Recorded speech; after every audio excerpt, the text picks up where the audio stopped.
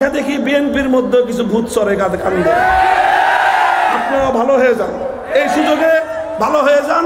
এটার ভালো হওয়ার মোক্ষম সময়, এখন ভালো হওয়াটা সহজ। আপনারা এই সকল আলেম ওলামাদের সঙ্গে বিভিন্ন সময়ে ওলামায়ে কেরাম যখন কোরআন হাদিস থেকে এমন কোনো কথা বলেন যেই কথা দলীয় আদর্শের বিরুদ্ধে যায়, তখন ফস করে সাপের মতো সবল দিয়া উঠেন। এইটা বন্ধ করেন, আপনাদের জন্য কল্যাণ হবে। এই বাংলাদেশ আগামী দিনে ইসলামের বাংলাদেশ হবে, লিখে রাখেন ইনশাআল্লাহ। কাজেই এদেশে থাকতে হলে, চলতে হলে, এদেশের মানুষের সঙ্গে মিশে থাকতে হলে এদেশের মানুষের অধিকাংশ মানুষের সেন্টিমেন্টকে বুঝতে হবে, তাদের পালস বুঝতে হবে, তাদের নাচ চিনতে হবে। বাংলাদেশের চূড়ান্ত গন্তব্য হবে ইনশাআল্লাহ ইসলাম। আর শেষ কথা, কাটা কাটা কথা বললাম তো, এই যে মাহফিলগুলো যে হয়, ওলামায়ে কেরাম আপনাদেরকেও বলি খুব ভালো করে, জেলা ওলামা পরিষদ সারা এলাকায় সব জায়গায় একটাই জিনিস, এই মাহফিলগুলোকে আলেম সমাজ কন্ট্রোল এবং নিয়ন্ত্রণ করবেন। এই মাহফিলগুলোতে আমাদের মতো কোনো আলোচক যেন কোনো অবান্তর কথা বলতে না পারে, সেটাও ওলামায়ে কেরাম এটা দায়িত্ব নেবেন। কেউ কোনো ভুল কথা, যে কোনো দৃষ্টিকোণ থেকে ভুল কথা বললে তাকে সংশোধন করে দিবেন। আর এই দ্বীনের নামের এই মাহফিলগুলোতে কোনো দুনিয়াদার পলিটিক্যাল ব্যক্তিত্বকে কখনোই অতটা গুরুত্ব দিবেন না যেই গুরুত্ব পেয়ে সে মাহফিলকে নিয়ন্ত্রণ করার চেষ্টা করে। মাহফিলে দাওয়াত না পেলে সম্ভাব্য এমপি প্রার্থীরা যেই সমস্ত অপকর্ম করেন ওই দিন ভুলে যাওয়া শুরু করেন। মাহফিলে যদি কেউ দাওয়াত পান, সম্মানের সঙ্গে সেই দাওয়াত গ্রহণ করে আসবেন এবং এসে চেয়ারে না বসার চেষ্টা করবেন। কোমরে ব্যথা থাকলে ভিন্ন কথা, তাও চেয়ারটা নিয়ে হুজুরদের পিছনে বসবেন। যেরকম নাকি মসজিদে গিয়ে নামাজের মধ্যে যত বড় নেতা হন, খেতা হন, ইমামের পিছনে দাঁড়ান, ঠিক এরকম ভাবে দ্বীনের মাহফিলগুলোতে যে সকল রাজনৈতিক নেতৃবৃন্দ অংশগ্রহণ করেন তারা ওলামায়ে কেরামের পেছনের সারিতে থাকার চেষ্টা করবেন। যদি কোনো কথা আপত্তিকর মনে হয় ওলামায়ে কেরামের শীর্ষ আলেমদেরকে কানে কানে বলবেন, খবরদার এই সমস্ত কোনো কথার, কোনো ধরনের এর প্রোটেকশন, এর বিরুদ্ধবাদী কোনো কথা কোনো মাহফিলে কোনো রাজনৈতিক নেতা, না আওয়ামী লীগ, না বিএনপি, না অন্য কোনো দলের কোনো নেতা কোনো ওয়াজ মাহফিলে আলেম সমাজের কোনো কথার প্রোটেকশন করতে পারবে না। এই ধারা বন্ধ করেন। তাওহীদি জনতা যদি সচেতন থাকেন, এই সব ভূত এদের কাছ থেকে নেমে যাবে ইনশাআল্লাহ। বেজার হইলেন আমার এই কথায়? হইলে হন। আসসালামু আলাইকুম ওয়া রাহমাতুল্লাহ।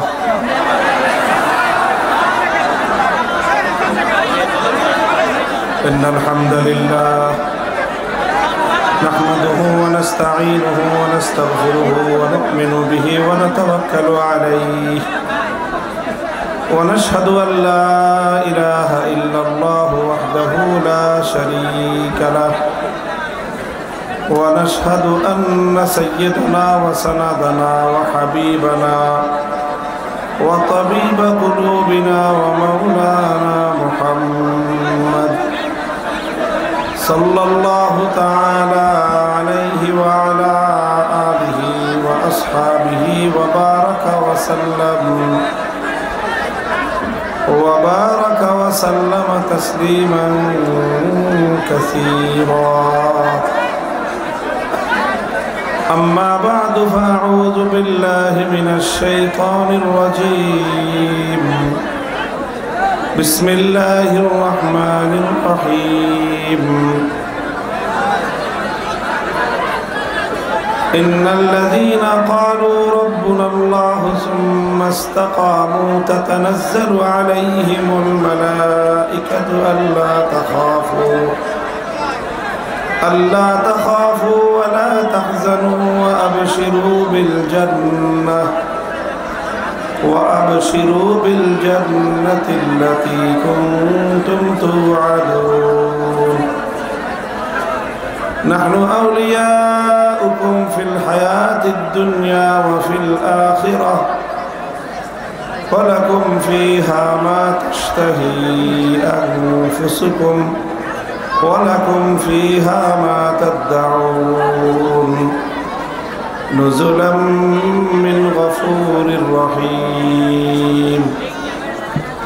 بارك الله لنا ولكم في القرآن العظيم ونفعنا وإياكم بالآيات والذكر الحكيم.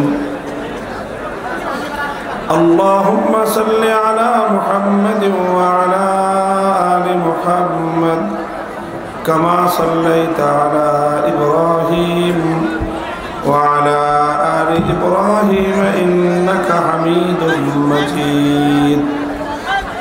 اللهم بارك على محمد وعلى آل محمد كما باركت على إبراهيم وعلى آل إبراهيم إنك حميد مجيد.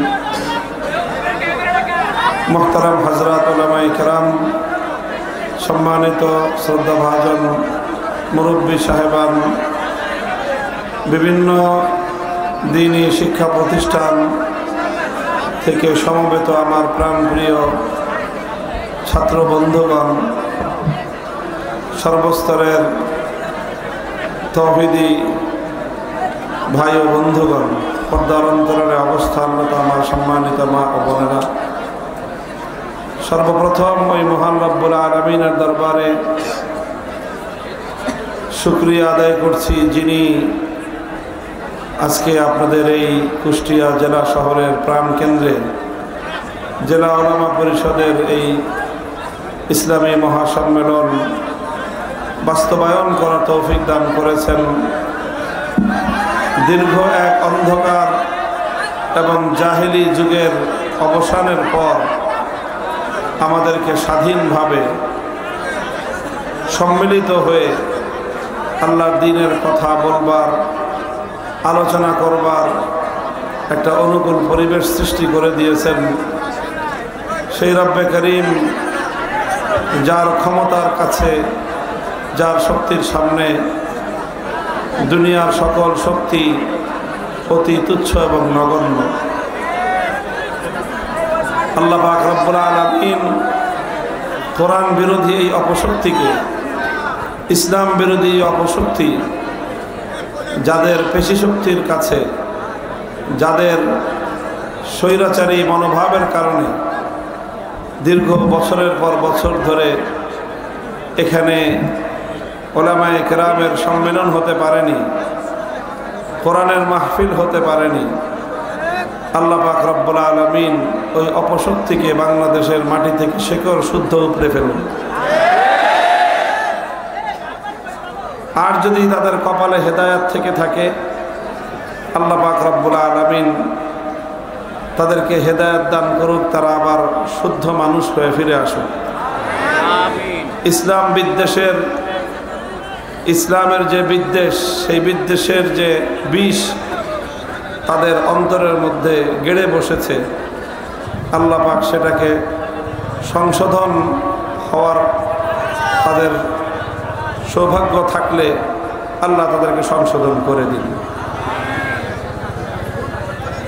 কথাগুলো এই জন্য বলতেছি যে এটা আমাদের জন্য বাংলাদেশের বিভিন্ন অঞ্চলে এই ধরনের মর্মবেদনার পরিবেশ তৈরি হয়েছিল।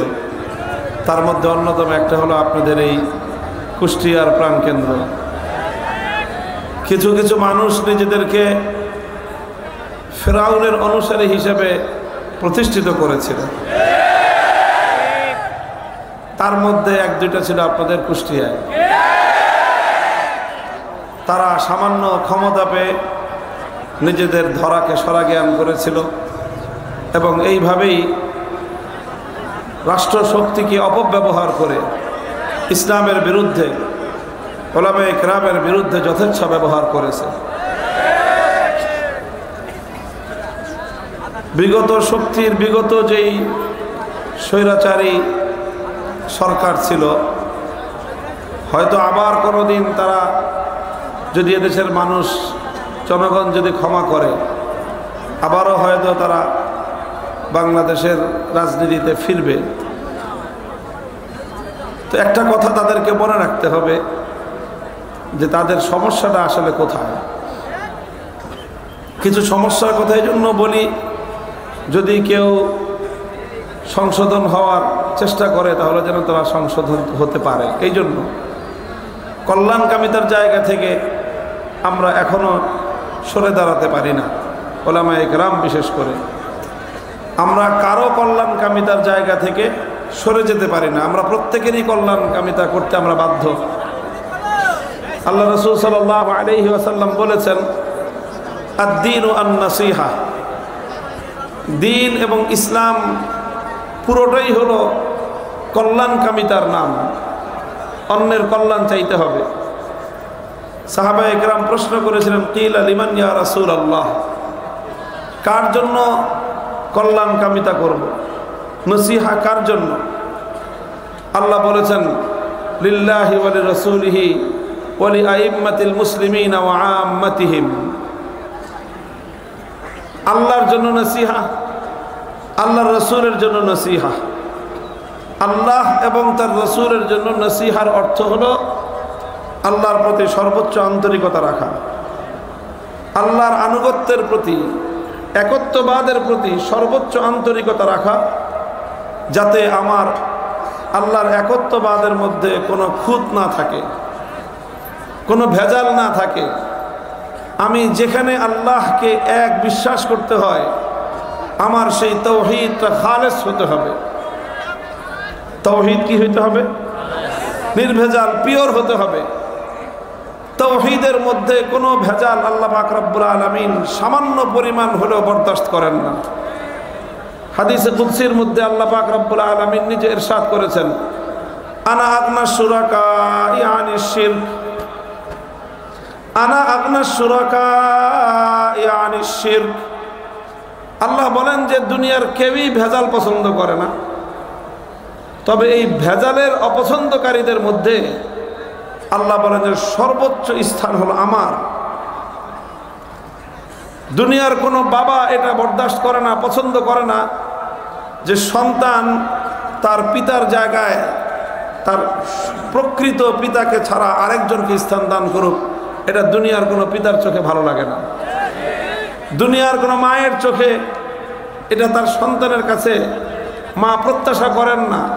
মায়ের কাছে এটা ভালো লাগে না যে সন্তান মাকে বাদ দিয়ে অন্য কাউকে মায়ের মতো আপন ভাবুক, মায়ের মতো অন্য কাউকে তার নিজের মায়ের স্থানে স্থান দান করুক।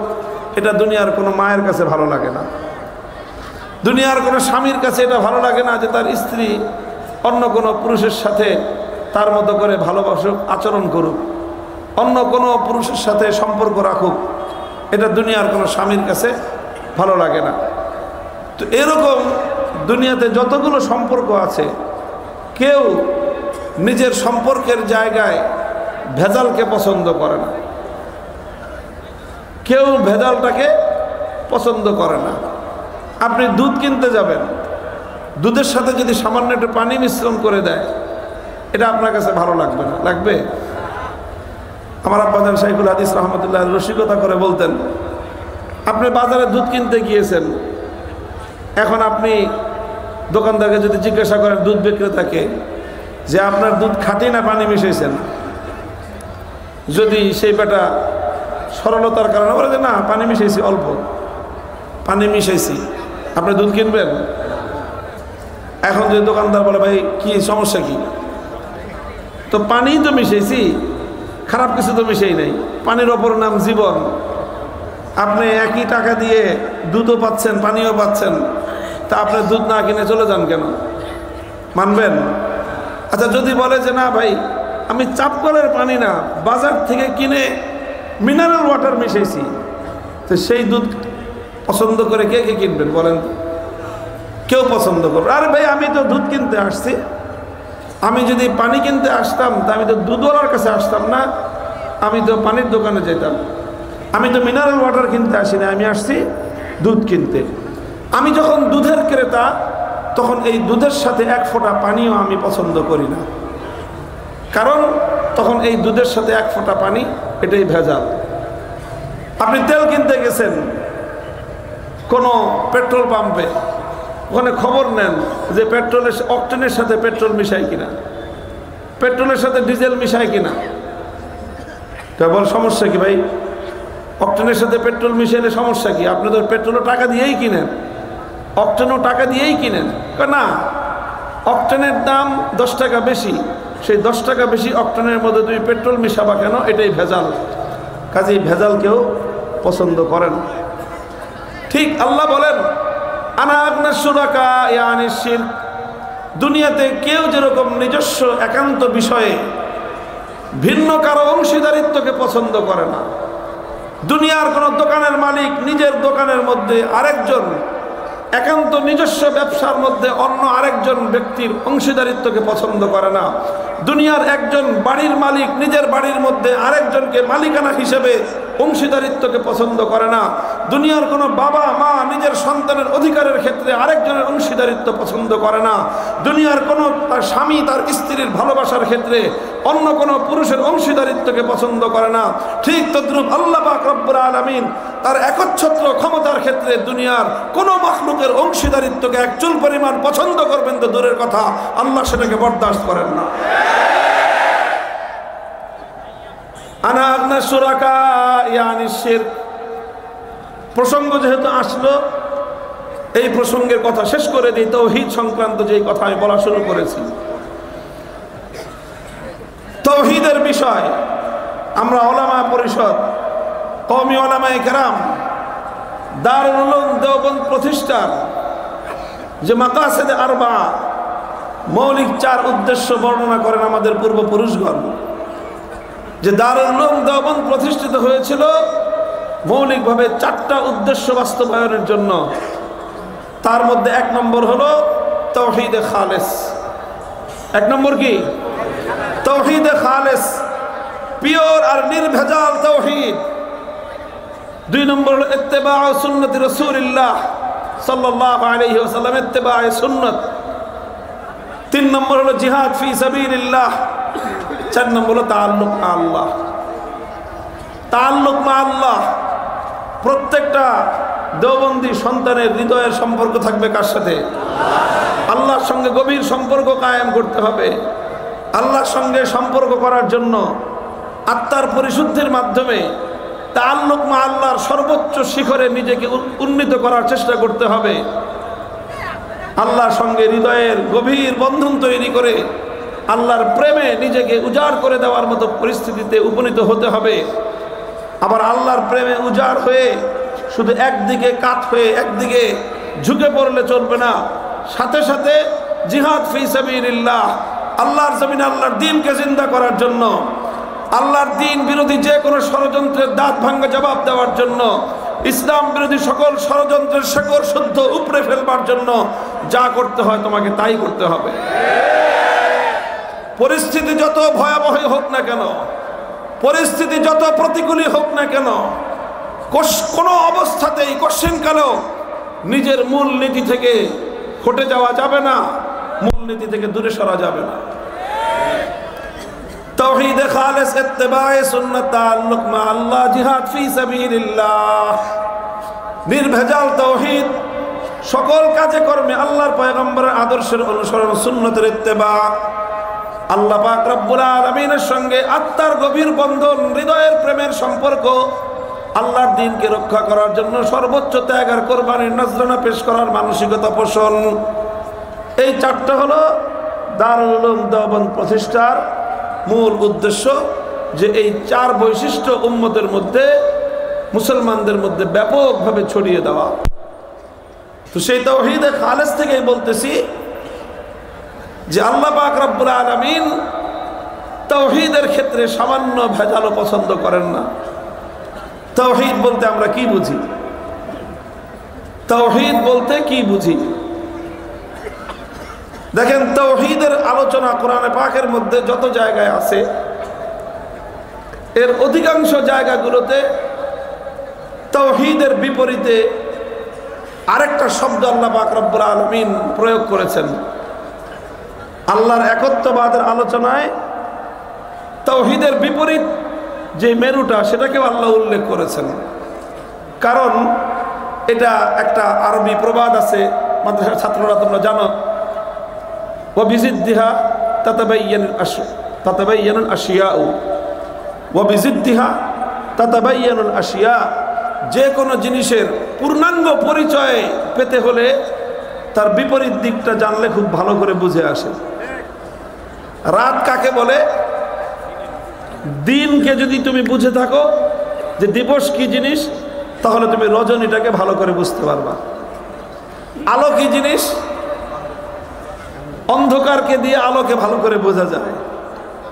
তাওহীদ কি জিনিস?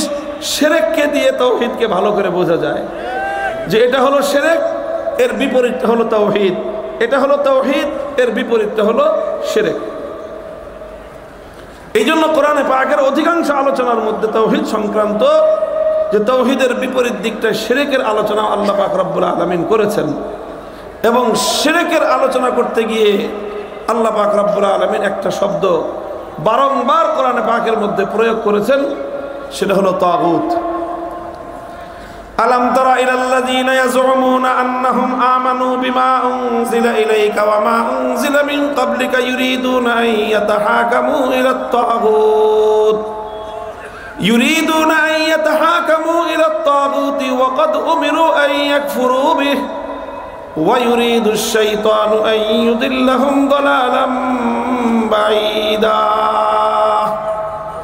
আল্লাহ বলেন বড় ক্ষোভ এবং আশ্চর্য নিয়ে, বড়ই আশ্চর্য নিয়ে আল্লাহ বলেন যে দেখো কিছু মানুষ এমন আছে যে তারা ইয়াজউমুনা আন্নাহুম আমানু, তারা দাবি করে যে তারা ঈমানদার।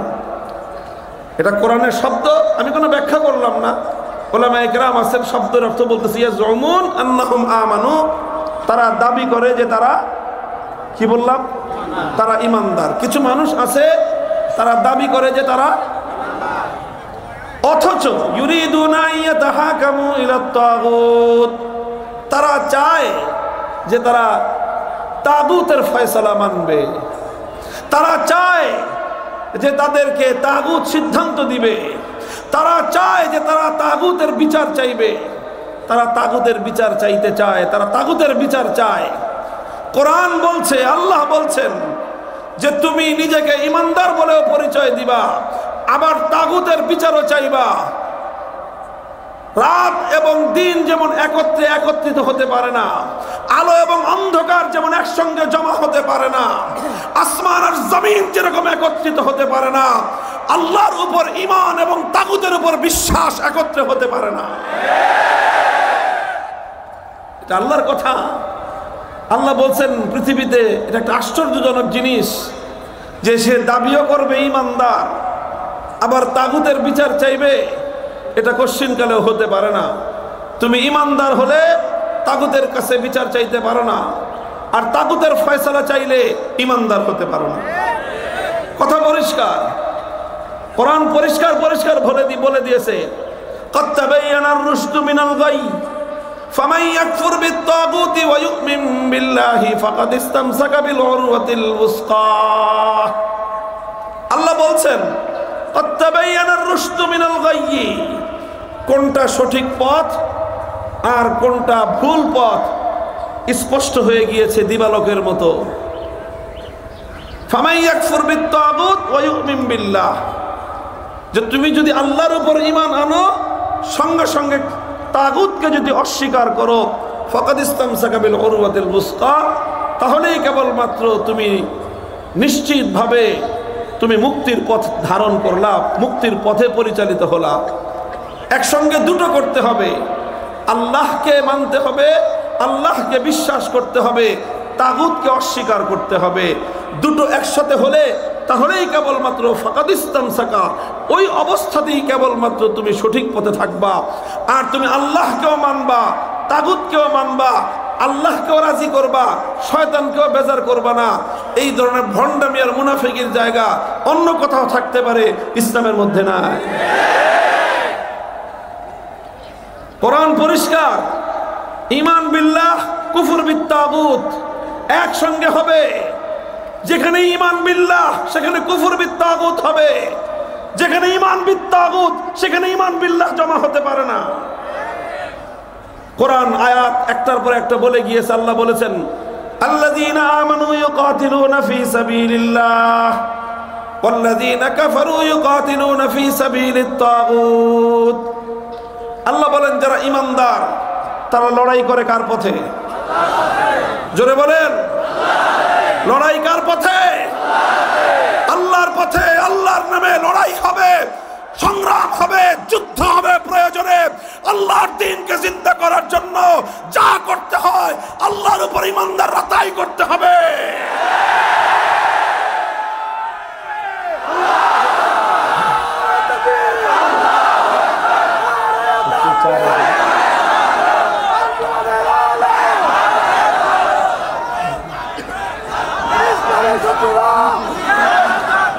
মুহতারাম হাজিরিন, তাহলে যারা ঈমানদার তারা লড়াই করে কার পথে? আল্লাহর পথে। ওয়াল্লাযীনা কাফারু ইউকাতিলুনা ফী সাবিলিত তাগুত। যারা বেঈমান তারা লড়াই করে তাগুতের পথে। আপনি কি যদি তাওহীদ বুঝতে হয় তো এই তাগুত এটাকে বুঝতে হবে। কোরআনে পাকের মধ্যে অসংখ্য জায়গায় তাগুত শব্দের প্রয়োগ রয়েছে। তাগুত কাকে বলা হয়?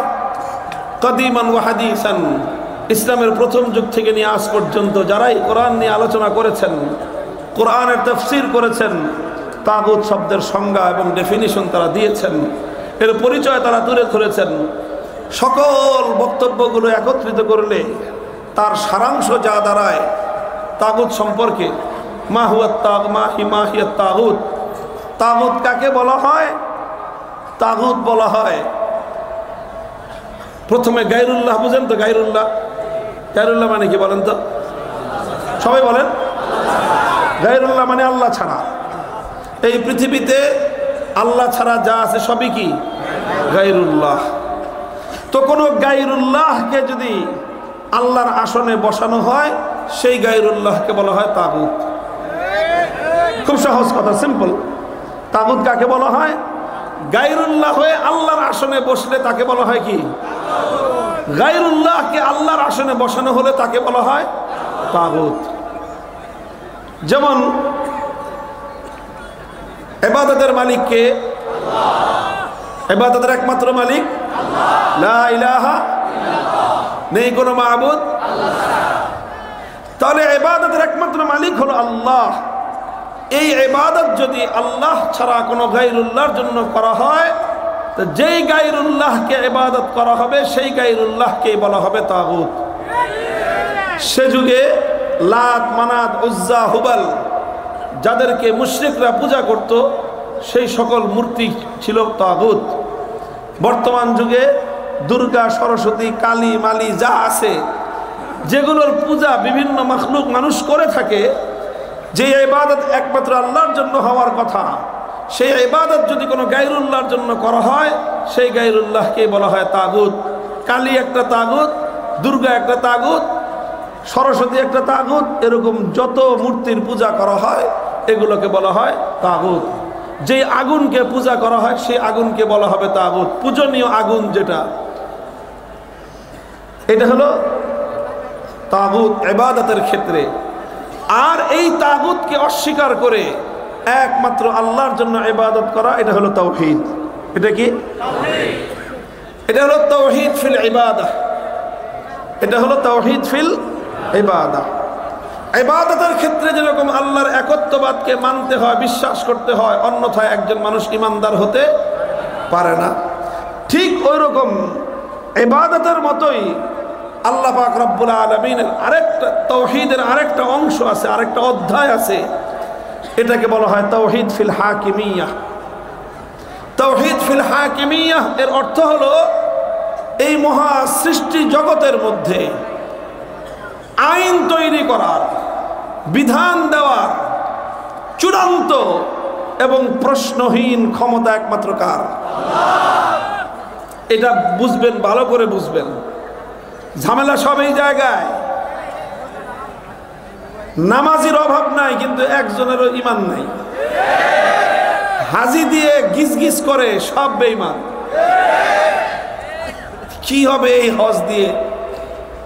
হাজি তো আবু জাহেল ছিল, আলহাজ আবু জাহেল বহুবার হজ করেছে, বহুবার হজ করেছে, বাইতুল্লাহ নগরীতে জন্ম, বাইতুল্লাহ নগরীতে থাকতো, হজ তো কোনোবার মাইট দিত না। কিন্তু এই হজ তার জন্য বিন্দুমাত্র কানাকড়ির উপকার দেয় নাই। কেন? কারণ তাওহীদ তার নির্ভেজাল ছিল না। মুহতারাম হাজিরিন, এই জন্য তাগুতের পরিচয় ভালো করে বুঝতে হবে এবং তাওহীদের পরিচয়টাও ভালো করে বুঝতে হবে। তাওহীদ ফিল হাকিমিয়াহ এর অর্থ হলো যে আইন এবং বিধান তৈরি করবার ক্ষেত্রে সর্বোচ্চ ক্ষমতা কার? সর্বোচ্চ ক্ষমতার অর্থ হলো কি? যে আল্লাহ যদি কোনো আইন করে দেন, আল্লাহ যে সকল আইন করে দিয়েছেন, আল্লাহর সেই আইন কেউ বাতিল করতে পারবে না। আল্লাহর সেই আইনের বিরুদ্ধে কোনো আইন করতে পারবে না কেউ। আল্লাহর কোনো আইনের বিরুদ্ধে কেউ প্রশ্ন তুলতে পারবে না। আল্লাহর কোনো আইন বুঝে আসুক বা না আসুক এটাকে অবজ্ঞা করতে পারবে না কেউ। আল্লাহর আইনের প্রতি অবজ্ঞা করা, আল্লাহর আইনের প্রতি প্রশ্ন তোলা, আল্লাহর আইনকে বাতিল করা, আল্লাহর আইনের জায়গায় বিকল্প আইন তৈরি যারা করবে তাদেরকেই বলা হবে তাগুত। কারণ নিরঙ্কুশ ভাবে আইন তৈরি করবার সর্বোচ্চ ক্ষমতাটা কার? আল্লাহ। এটা হলো তাওহীদ ফিল হাকিমিয়াহ। ইবাদত প্রাপ্তির আসন যেরকম একমাত্র কার, ঠিক তদ্রূপ চূড়ান্ত ভাবে আইন তৈরি করবার একচ্ছত্র ক্ষমতার মসনদ কার? কাজেই অন্য কেউ আল্লাহর এই চূড়ান্ত ক্ষমতাকে নিয়ে কাড়াকাড়ি করতে পারবে না। এটার সঙ্গে আল্লাহর প্রতিদ্বন্দ্বী হতে পারবে না, আল্লাহর সঙ্গে সংঘাতে লিপ্ত হতে পারবে না, আল্লাহ পাকের আইনের বিপরীতে অবস্থান গ্রহণ করতে পারবে না। আল্লাহর আইনের বিরুদ্ধে যায় এমন কোন অবস্থান, আল্লাহর আইনের বিরুদ্ধে কোন অবস্থান কোন ইমানদার বান্দা গ্রহণ করতে পারে না। বলবেন তাহলে মানুষ কি কোনো আইন করতে পারবে না? হ্যাঁ, মানুষ আইন করতে পারবে, তবে মানুষের আইনের মধ্যে একটা বৈশিষ্ট্য থাকতে হবে, সেটা হলো মানুষের কোন আইন আল্লাহ পাকের কোন আইনের সঙ্গে সাংঘর্ষিক হতে পারবে না, আল্লাহর কোন আইনের বিপরীত এবং বিরুদ্ধে যেতে পারবে না।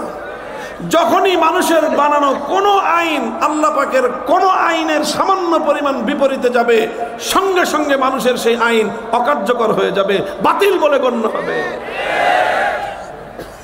এই যে এইভাবে আইন তৈরি করবার সর্বোচ্চ প্রশ্নহীন ক্ষমতা, এটা হলো তাওহীদ ফিল হাকিমিয়াহ, অর্থাৎ আইন তৈরি করবার ক্ষেত্রে আল্লাহ পাকের তাওহীদ। এটাকে রাষ্ট্রবিজ্ঞানের ভাষায় বলা হয় সার্বভৌম ক্ষমতা। কি বলা হয়? Power of sovereignty. এমন ক্ষমতা যে ক্ষমতাকে কেউ চ্যালেঞ্জ করতে পারে না, আনচ্যালেঞ্জেবল। এমন চূড়ান্ত ক্ষমতাকেই বলা হয় আইন করার এমন চূড়ান্ত ক্ষমতা, সর্বোচ্চ ক্ষমতা, প্রশ্নহীন ক্ষমতা, এটাকেই বলা হয় সার্বভৌম ক্ষমতা। লা ইলাহা ইল্লাল্লাহর এক অর্থ হলো এই মহাবিশ্বের মধ্যে সার্বভৌম ক্ষমতা একমাত্র কার? মুহতারাম হাজিরিন, কথাটা বড় হৃদয় বিদারক, বড় মর্মান্তিক কথা, বড় কঠিন কথা হলো এই যে একজন মানুষ যদি এক আল্লাহর জায়গায় বেশি না একটা মূর্তির পূজা করে, তাকে একত্ববাদী বলা হবে না মুশরিক বলা হবে? এক আল্লাহর জায়গায় যদি একটা মূর্তিকে একবারের জন্য বসায়, সেই লোকটা একত্ববাদী ইমানদার থাকতে পারে না, সঙ্গে সঙ্গে সে কাফের মুশরিক বেঈমানে পরিণত হয়। আল্লাহর পরিবর্তে যদি শুধুমাত্র একটা দুর্গার পূজা করে, আল্লাহর পরিবর্তে যদি শুধুমাত্র একটা লাত উজ্জা অথবা মানাতের পূজা করে, আল্লাহর পরিবর্তে যদি শুধুমাত্র একটা শিখা চিরন্তন অথবা একটা শিখা অনির্বাণের কেউ পূজা করে, এক আল্লাহর পরিবর্তে যদি কোনো একজন মানুষ একটা সরস্বতী অথবা একটা কালীর পূজা করে, আল্লাহর পরিবর্তে যদি কোনো একজন মানুষ একটা কবরের পূজা করে, সেই ব্যক্তি আল্লাহ পাকের একত্ববাদে বিশ্বাসী হতে পারে না, সেই লোকটা সঙ্গে সঙ্গে কাফের মুশরিক আর বেঈমানে পরিণত হয়। আল্লাহ পাককে যেরকম তাও ইবাদতের ক্ষেত্রে আল্লাহর একত্ববাদকে মানতে হয়, বিশ্বাস করতে হয়, তবেই একজন মানুষ মুওয়াহ্হিদ একত্ববাদী আর বিশ্বাসী ইমানদার হতে পারে। কিন্তু আফসোস, সদ আফসোস, সমাজের মধ্যে লক্ষ নয় কোটি কোটি মানুষ এমন রয়েছে, এক আল্লাহর জায়গায় কেউ 60 জনের মন্ত্রী সভাকে, কেউ এক আল্লাহর জায়গায় 350 এমপিকে আইন তৈরি করবার সার্বভৌম ক্ষমতায় বিশ্বাস করে, অথচ সে নিজেকে ইমানদার বলে পরিচয় দেয়। আল্লাহর কসম খেয়ে বলি, আসমান আর জমিনের মধ্যখানে এর চেয়ে আশ্চর্যজনক কোনো কথা হতে পারে না। তুমি এক দুর্গাকে আল্লাহর সমকক্ষ সাব্যস্ত করলে তুমি বেঈমান, অথচ তুমি আইন তৈরি করবার ক্ষেত্রে এক আল্লাহর সঙ্গে শত শত মানুষকে শরীক করতেছো, তাহলে ইমানদার থাকো কিভাবে? দুঃখ এবং পরিতাপ লাগে। আমার যেই দেশে আমরা বসবাস করছি, দীর্ঘদিন প্রায় পৌনে 1 শতাব্দী যাবত, পৌনে 1 শতাব্দী পর্যন্ত একটা অভিশপ্ত অক্টোপাস জাতিকে ঘেরাও করে আছে।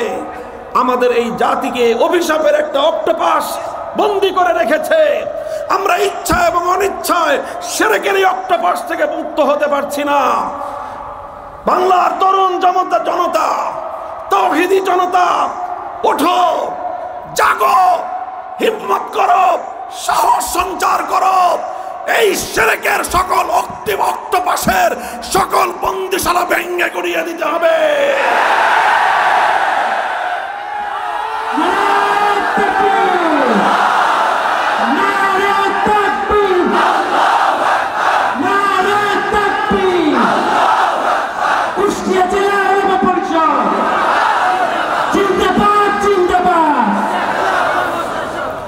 মুহতারাম হাজিরিন, কথাটা পরিষ্কার, এই কথা আমি আর লম্বা করতেছি না।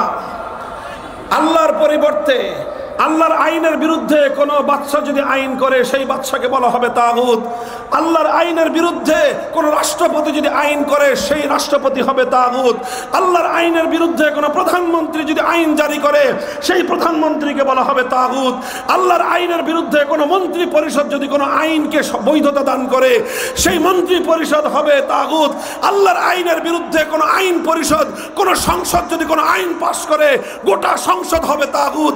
আল্লাহর আইনের বিরুদ্ধে কোনো আদালত যদি কোনো আইন তৈরি করে, কোনো বিচারপতি যদি কোনো আইন তৈরি করে, সেই বিচারক, সেই বিচারালয়, সেই বিচারপতি সবগুলোই হবে তাগুতের আখড়া।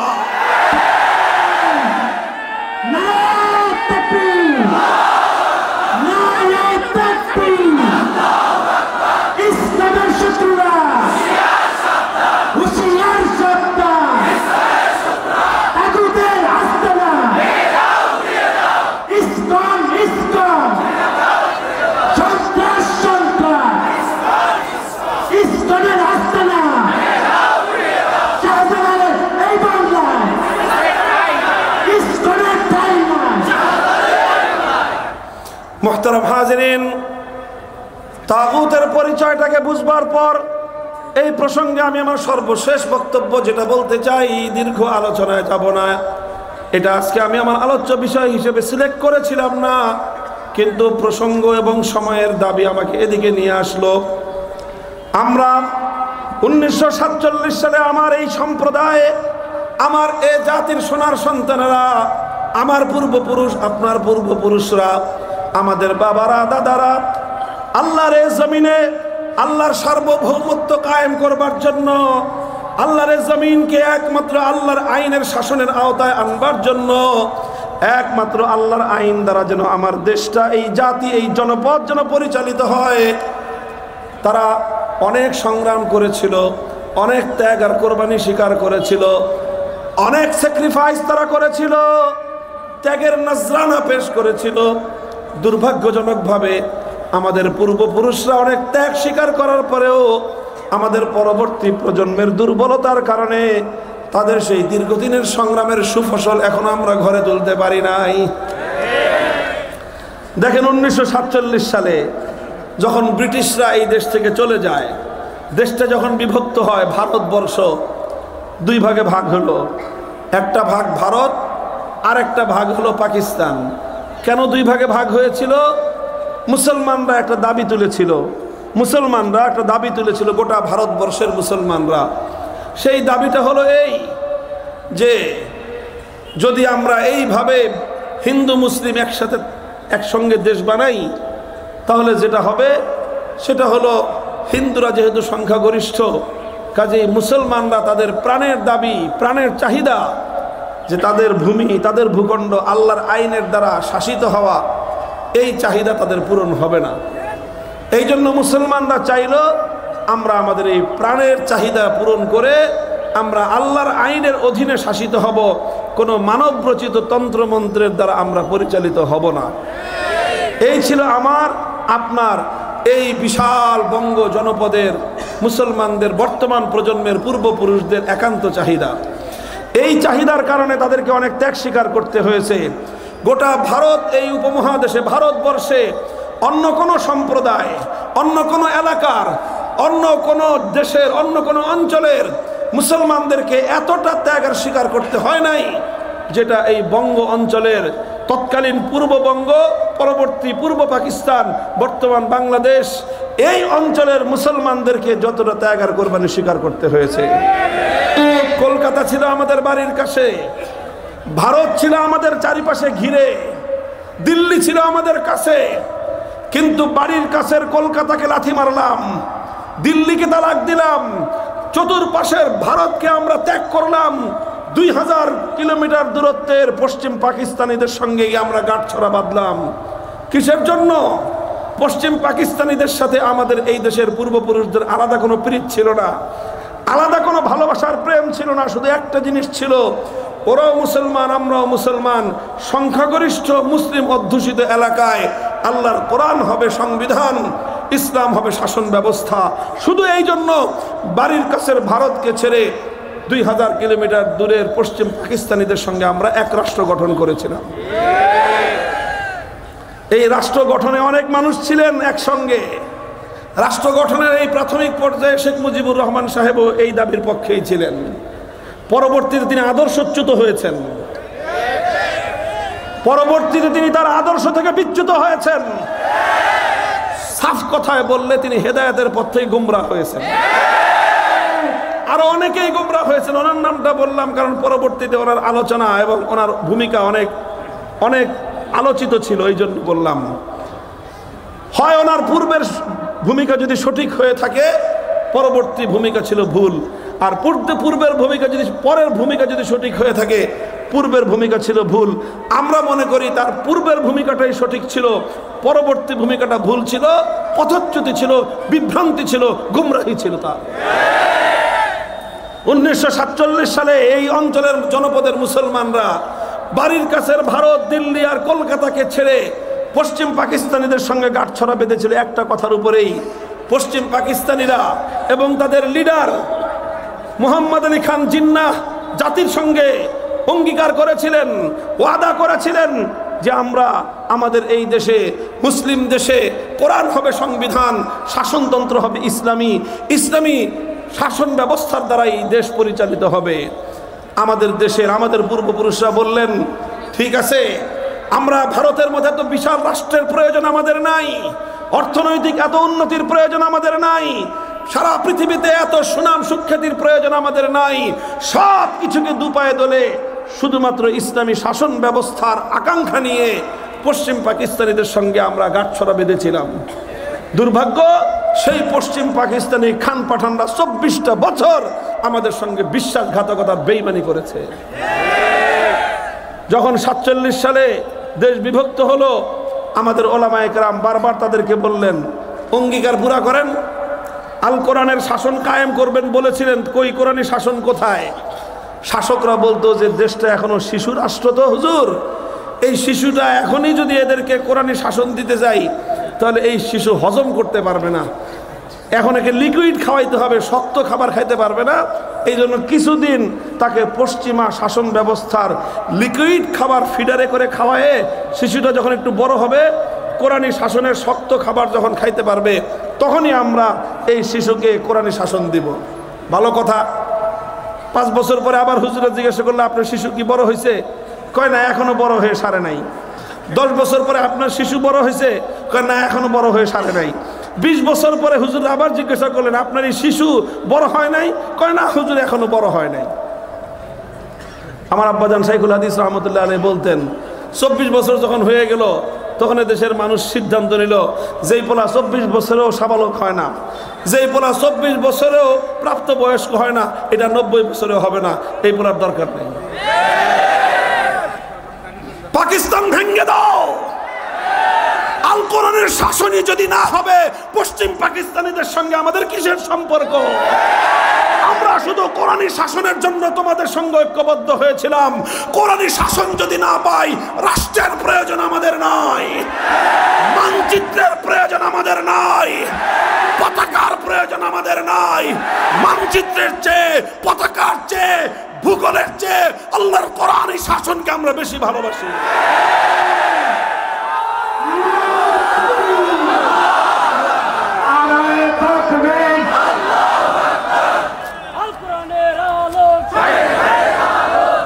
উনিশশো 1970-এর জাতীয় নির্বাচনের সময় তখন শেখ মুজিবুর রহমান সাহেব ভালো একটা কাজ করলেন, মনে হয় তার জীবনের সবচেয়ে পুণ্যময় কাজটা তিনি 70-এর নির্বাচনের সময় করলেন। তিনি বললেন যে আমাদের আওয়ামী লীগের নৌকা প্রতীকে যদি আপনারা ভোট দেন, আমি জাতির সঙ্গে ওয়াদা করতেছি, প্রতিশ্রুতি দিচ্ছি, কোরআন সুন্নাহ বিরোধী কোনো আইন আমরা করব না। কোরআন সুন্নাহ বিরোধী কোনো আইন না করার অর্থই হলো সার্বভৌম ক্ষমতা কার? আল্লাহ। তিনি এই কথা ঘোষণা দিলেন। আরে ভাই, এটা শুধু আমার মুখের কথা না, ইতিহাসের কথা। বাংলাদেশের স্বাধীনতার ইতিহাস পড়েন, 1970 সালের আওয়ামী লীগের নির্বাচনী ইশতেহার পাঠ করেন, দেখেন যদি সেখানে সেই কথা না পান, ওয়াজ করা বন্ধ করে দিব। 70-এর জাতীয় নির্বাচন তিনি অঙ্গীকার করেছিলেন, জাতির সঙ্গে ওয়াদা করেছিলেন, কোরআন সুন্নাহ বিরোধী কোনো আইন তিনি করবেন না। এরপরে জনগণ তাদেরকে ভোট দিলেন, মানে একদম বাক্স ভরে দিলেন, উপচে দিলেন। গোটা বাংলাদেশ ঝাঁপায় পড়ল নৌকার পক্ষে। নিরঙ্কুশ সংখ্যাগরিষ্ঠতা তিনি পেলেন। পশ্চিম পাকিস্তানিরা ক্ষমতা দিল না তাকে, না দিয়ে 25শে মার্চ 71-এর ভয়াল কালো রাতে আমাদের দেশের উপর হামলে পড়ল। 26শে মার্চ স্বাধীনতার যুদ্ধ ঘোষণা হলো। 9 মাসের রক্তক্ষয়ী মুক্তিযুদ্ধের পর 1971-এর 16ই ডিসেম্বর বাংলাদেশ স্বাধীন হলো। আর এই পূর্ণ সময়টা শেখ মুজিবুর রহমান সাহেব পশ্চিম পাকিস্তানের জেলখানায় বন্দিত্ব থাকলেন, আপ্যায়িত হইলেন। এরপরে 71-এর স্বাধীনতা অর্জিত হওয়ার পর তিনি পশ্চিম পাকিস্তান থেকে মুক্ত হলেন। মুক্ত হয়ে লন্ডনে গেলেন। ভারতের প্রধানমন্ত্রী শ্রীমতী ইন্দিরা গান্ধীর সঙ্গে একান্তে কথোপকথন হলো, আলাপ আলোচনা হলো। দেশে ফিরবার সময় শ্রীমতী ইন্দিরা গান্ধী তৎকালীন ভারতের প্রধানমন্ত্রী শেখ মুজিবুর রহমান সাহেবের মুজিব কোটের পকেটের মধ্যে একটা চিরকুট ধরায় দিলেন। এই পকেট মানে হলো প্রতীকী কথা বলতেছি, পকেটেই ঢুকেছি এটা কোনো জরুরি না, মানে ওনাকে একটা ছোট্ট চিরকুট ধরায় দিলেন। ওই চিরকুটের মধ্যে মূল কথা যেটা ছিল সেটা হলো এই, তোমার দেশের সংবিধান হবে ভারতের সংবিধান।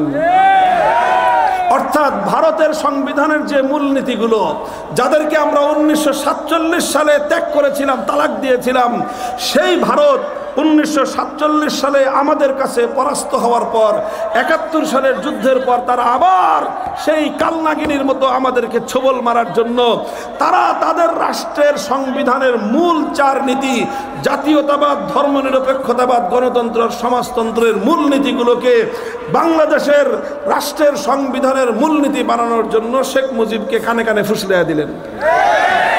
শ্রীমতী ইন্দিরা গান্ধীর কথায় শেখ মুজিবুর রহমান সাহেব দেশে ফিরে এসে 1970-এর যেই নির্বাচনের উপর ভিত্তি করে 71-এর স্বাধীনতা হলো, যেই নির্বাচনের উপর ভিত্তি করে 71-এর গণপরিষদ গঠিত, 71-এর সংসদ গঠিত হলো, যেই নির্বাচনের ফলাফলের ভিত্তিতে বাংলাদেশ রাষ্ট্রের স্থায়িত্ব হলো, বাংলাদেশ রাষ্ট্র স্থাপিত হলো, তিনি সেই 70-এর জাতীয় নির্বাচনের সময় জাতির সঙ্গে কৃত ওয়াদা এবং অঙ্গীকার ভুলে গিয়ে সর্বপ্রথম তিনি সংবিধানের মধ্যে কুফরি ধর্মনিরপেক্ষতা মতো একটি কুফরি মতবাদকে অন্তর্ভুক্ত করে জাতির সঙ্গে গাদ্দারি করলেন।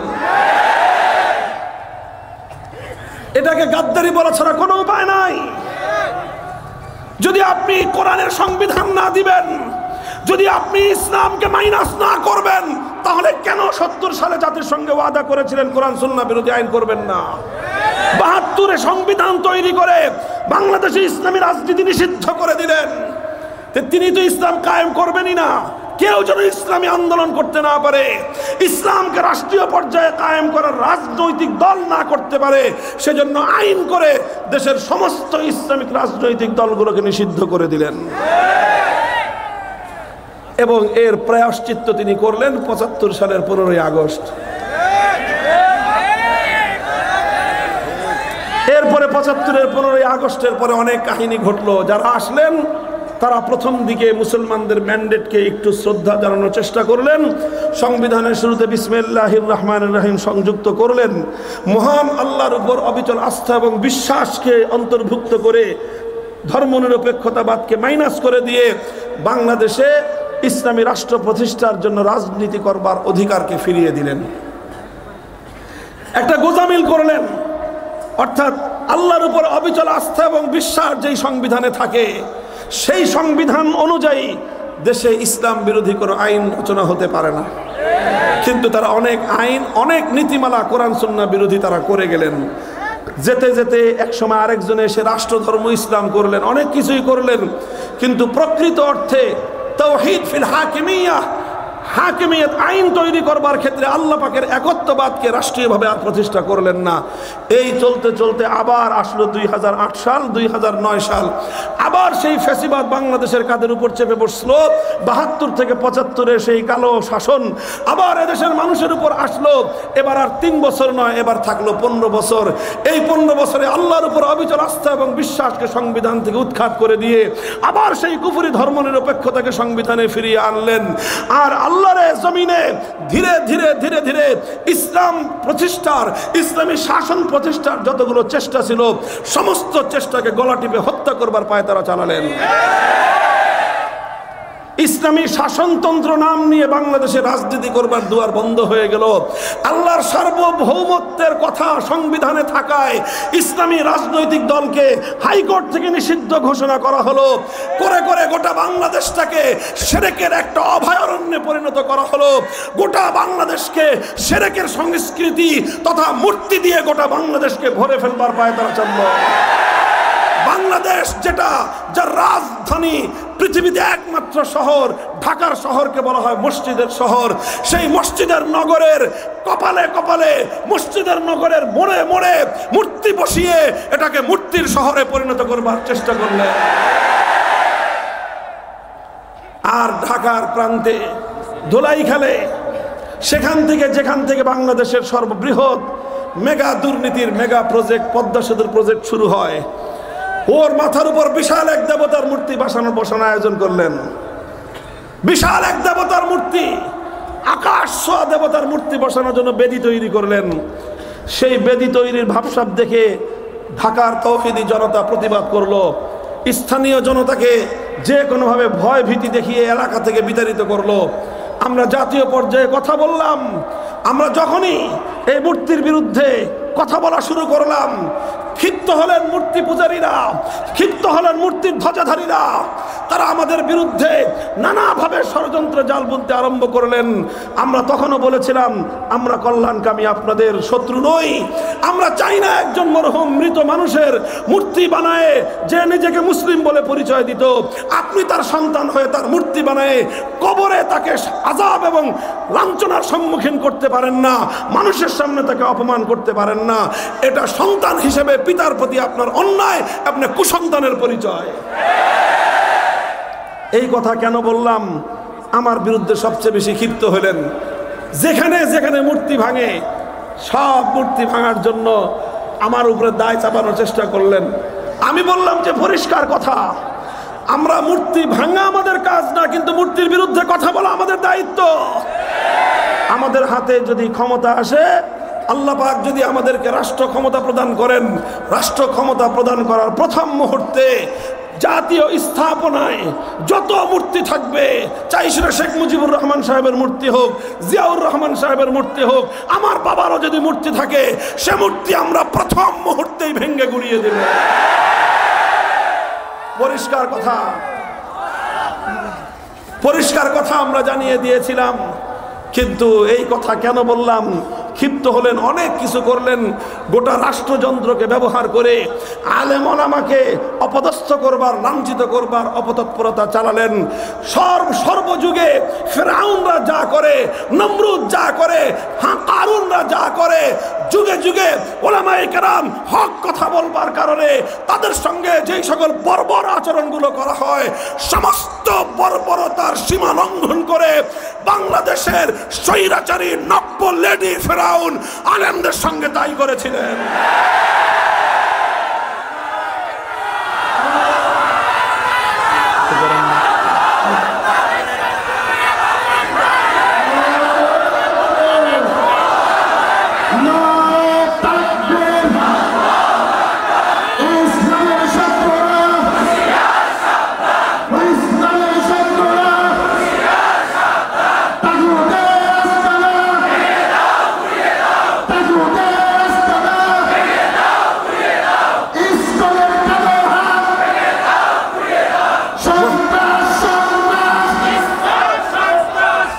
মোহতারাম হাজরিন, কথা যেটা বলতেছিলাম, এই প্রসঙ্গে আমার আলোচনা শেষ।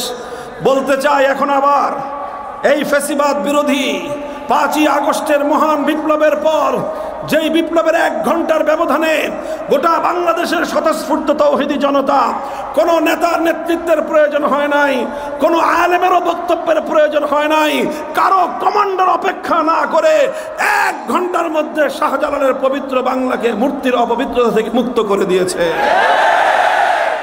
আমাদের এই সব কথা হলো মুসলিম জাতির এই জাতীয় স্থাপনাগুলো মূর্তি নিয়ে, আমরা হিন্দু ধর্মাবলম্বী সংখ্যালঘুদের তাদের মূর্তি নিয়ে আমাদের কোনো বক্তব্য নাই। সেখানে আমাদের একটাই বক্তব্য, দাওয়াত, যে দেখো তোমরা শিরকের পথে আসো, জাহান্নামের পথে, একত্ববাদের পথে ফিরে আসো, ঈমান এবং ইসলামকে গ্রহণ করো। এছাড়া তাদের মূর্তির ব্যাপারে আমাদের কোনো বক্তব্য নাই।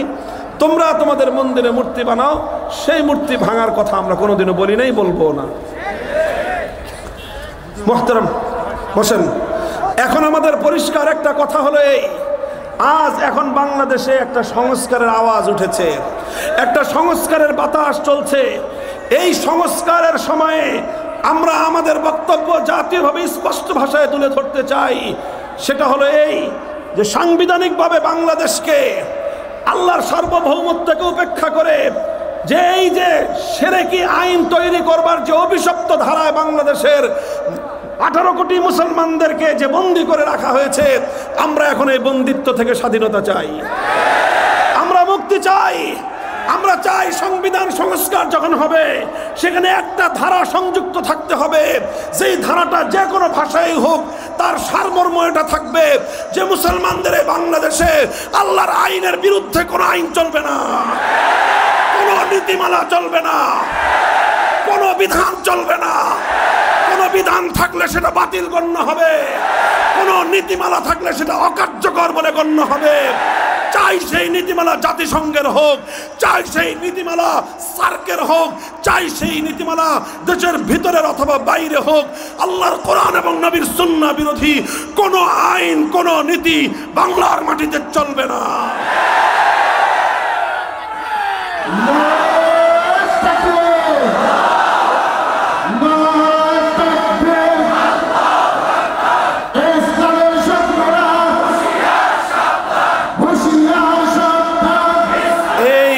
দাবি আমাদের, এটা ভালোভাবে বুঝবার চেষ্টা করবেন। রাষ্ট্র রাজনীতির সঙ্গে যারা জড়িত, আমাদের দাবি পরিষ্কার, আমরা এটা চাই। আমরা মনে করি 5ই আগস্টের বিপ্লব এই দাবি উত্থাপন করার জন্য বাংলাদেশে অনুকূল পরিবেশ তৈরি করে দিয়েছে। এখনই আমরা 5ই আগস্টের বিপ্লবকে ইসলামী বিপ্লব বলছি না, তবে আমি স্পষ্ট ভাষায় বলেছি, বলতেই থাকবো, 5ই আগস্টের বিপ্লব ইসলামী বিপ্লব না হলেও ইসলামী বিপ্লবের সূর্যোদয়ের পূর্ববর্তী সুবহে সাদেকের আভাস ছিল। এটা শহীদ আবু সাঈদরা যেভাবে